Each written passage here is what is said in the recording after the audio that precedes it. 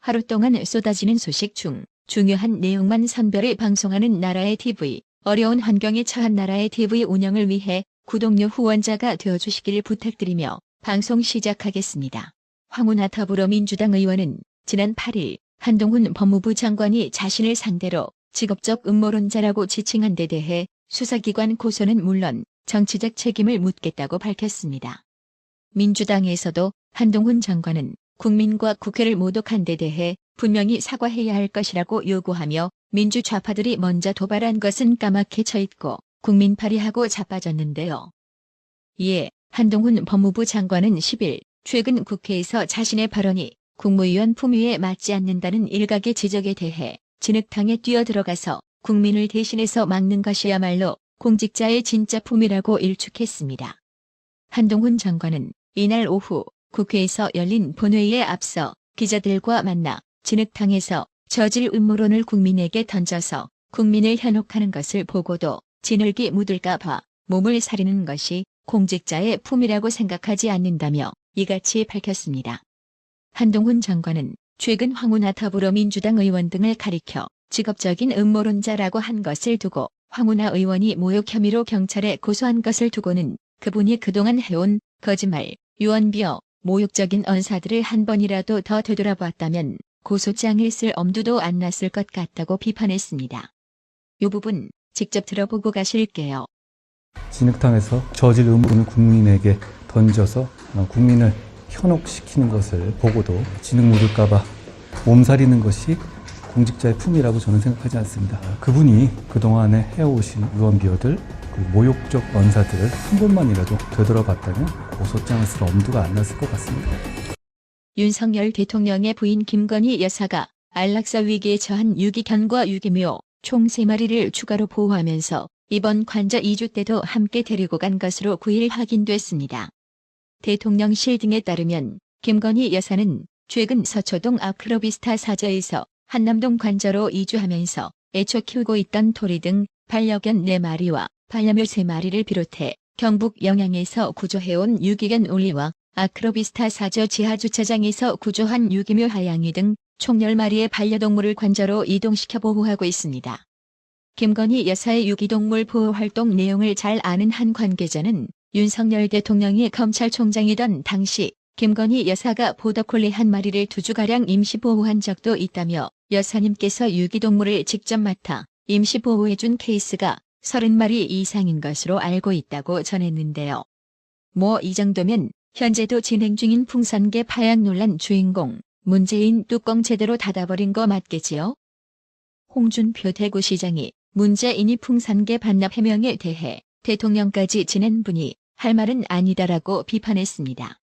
10일 홍준표 의원은 페이스북을 통해 불화해주지 못할 걸 번연히 알면서도 그런 말로 이 졸렬한 사태를 피해 가려고 해선 안 되지요라며 이같이 말했습니다.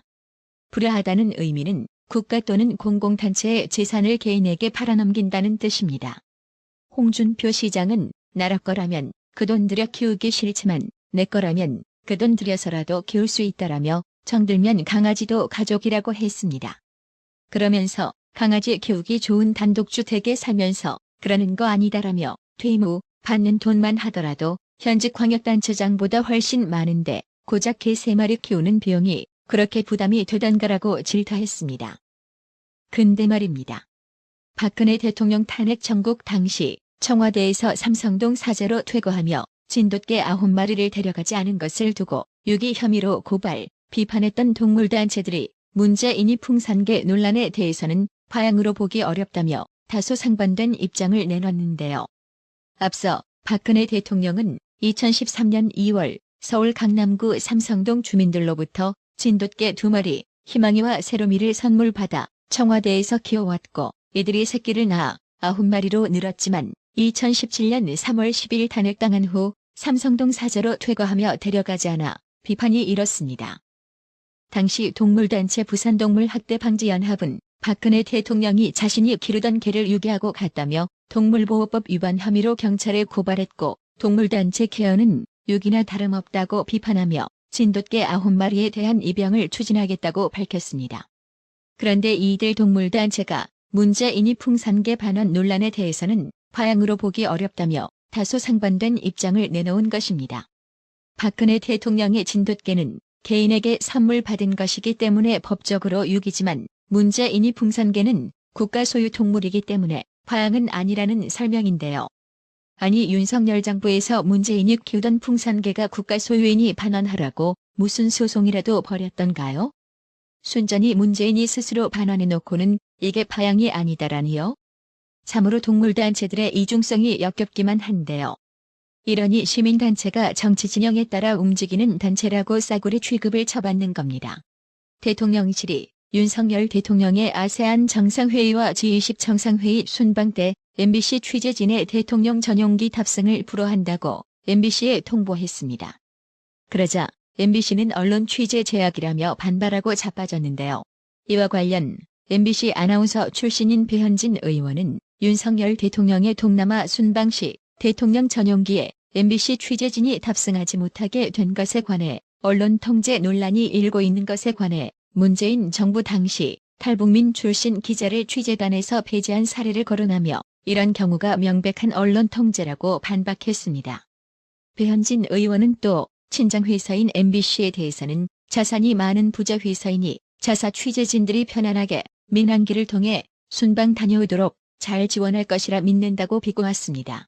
배현진 의원은 이날 페이스북에 올린 글에서 2018년 가을 남북 고위급 회담 대표단 출발 1시간 전 문재인 정부는 조선일보의 탈북민 출신 기자를 정부 풀취재단에서 배제하라고 일방 통보를 했었다며 취재 배제했다.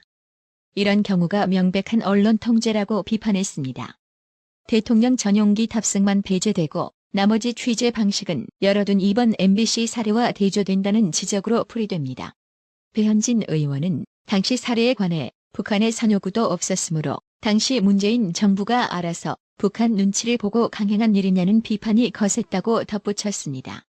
아울러 이번 MBC 사례에 관해 전용기 탑승하는 타 언론사들도 일정의 비용을 지불하고 간다. 전용기에 자리가 부족할 때는 취재진들끼리 추첨을 통해 민항기를 타고 가는 경우도 있다며 MBC는 이번 순방에 전용기만 안 탈 뿐 취재의 길을 전과 다름없이 열어뒀으니 민항기 이용해 국익을 위한 대통령 외교 순방지에 잘 다녀오셨으면 한다고 비꼬았답니다. 검찰이 민주당 이재명이 성남시장 시절 대장동 개발 실무진의 대면 보고를 받으며 직접 사업 진행 과정을 챙겼다는 진술을 확보해 이재명이 배임 의혹 수사를 확대하고 있습니다.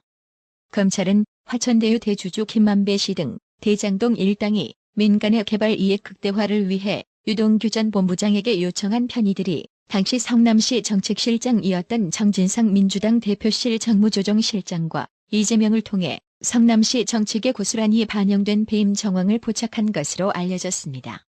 10일 문화일보 취재를 종합하면 서울중앙지검 반부패 수사 1부와 반부패 수사 3부는 최근 대장동 개발 사업 실무를 맡으며 민간 업자들의 초과이익 환수 조항을 삭제하도록 지시한 정민용 전 성남도공 전략사업팀장이 이재명에게 직접 대면 보고를 했다는 증언을 성남시 비서실 등 복수의 현직 공무원들을 통해 확보한 것으로 파악됐습니다. 대장동 개발 사업 과정에서 산하기관 실무팀장의 단독 대면 보고는 전혀 없었다는 그동안 이재명이 해명과 배치되는 부분인데요. 정민용 전 팀장은 수사팀에 2016년, 2017년 이재명 시장을 직접 만났고 대장동 제1공단 분리 문제, 성남도공 예상 배당이익 1,822억 원 내용을 직접 보고했다는 취지로 진술한 것으로 알려졌습니다. 수사팀은 이재명이 정민용 전 팀장 등 대장동 개발 사업 실무팀장 대면 보고를 받는 등 사업 진행 과정을 구체적으로 챙겼던 만큼 세부적으로 어떤 지시를 내렸는지를 확인 중입니다. 수사팀은 지난 8일 정치자금법 위반 혐의로 기소한 김용 민주연구원 부원장 공소장엔 대장동 민간 사업자들이 이익 극대화에 필요한 편의를 봐달라고 유동규 전 본부장에게 요구했고 유동규 전 본부장은 이를 정진상 실장을 통해 이재명에게 전달해 성남시 의사 결정에 반영했다는 내용도 포함시켰습니다. 한편 검찰이 정진상 더불어민주당 대표 정무조정실장에게 출석 요구서를 보냈습니다. 검찰은 정진상 실장의 증거인멸 정황을 확보 중인 것으로 알려졌습니다. 이에 구속영장 청구가 이어질 것이라는 전망이 나옵니다. 10일 법조계에 따르면 검찰은 지난 9일 정진상 실장의 아파트 관리사무소에서 최근 2개월치 CCTV와 주차장 차량 출입 기록 등을 확보했습니다. 또 같은 날 국회 민주당 대표 비서실에서 확보한 컴퓨터에서 증거인멸 흔적도 파악한 것으로 전해졌습니다. 검찰이 정진상 실장의 체포를 시도했고 현재 구속 요건을 증명하기 위한 자료를 확보 중인 만큼 구속영장 청구는 예정된 수순이라는 분석이 나옵니다. 나라의 TV는 구독료 후원으로만 운영 유지되고 있으니 구독자님들의 따뜻한 정성이 필요합니다. 항상 뉴스 전달 방식에 노력하는 나라의 TV가 되겠습니다. 구독 그리고 알람 설정, 뉴스 영상 내용이 좋았다면 좋아요를 클릭해주세요.